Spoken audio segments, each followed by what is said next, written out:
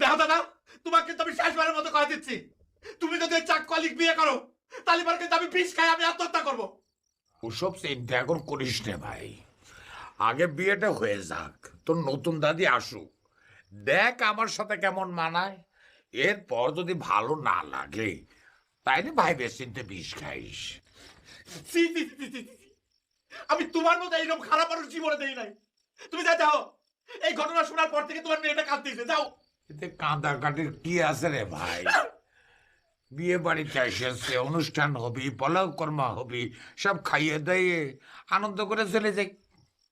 তোমার বিয়ের হাউস আমি মিটিয়ে দেবো, মিটিয়ে দেবো শালা।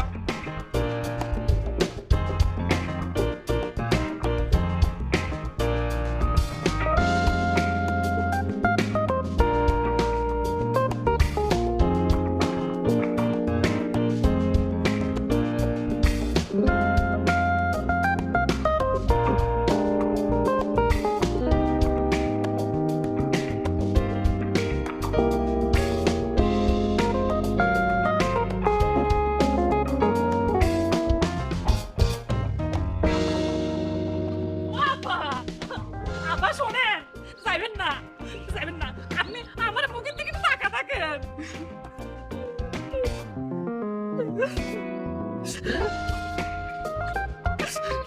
দাদা, বন্ধু, দোস্ত, আমি তো শেষবারের মতো অনুরোধ করছি, তোর পায়ে ধরি দাদা, তুই এরকমটা করিস না দাদা, তুই এরকম করিস না, তুই চল ঘরে চল। আপা দেখেন, আমার মুখের দিকে তাকা থাকেন। আমার কোনো উপায় নেই, আমি অনেক দূরে গিয়েছি। এসে কই কি করে আপনি?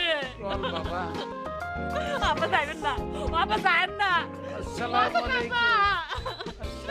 আপা যাইবেন না।